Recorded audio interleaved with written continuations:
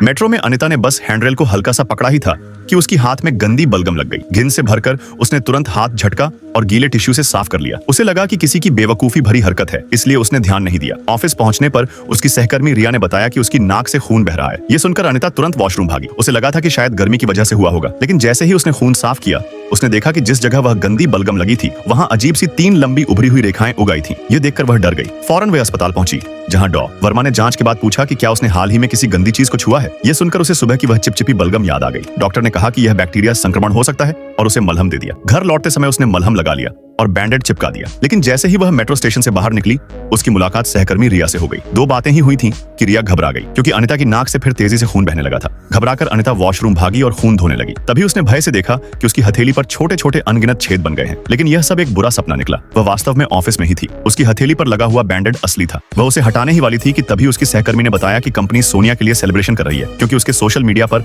10 lakh followers हो गए थे। सोनिया, जो हमेशा अनिता से भिड़ती रहती थी, इतनी जल्दी फेमस हो गई। ये सुनकर अनिता गुस्से में वॉशरूम जाकर उल्टी करने लगी। घर लौटते हुए उसका मूड बहुत खराब था। तभी उसकी नाक फिर अजीब लगी और जैसे ही उसने हाथ लगाया, वह फिर से खून बह रहा था और उसकी हथेली पर छोटे छोटे छेद भी दिखने लगे। उसे अचानक एहसास हुआ कि जो भी उसने पहले देखा था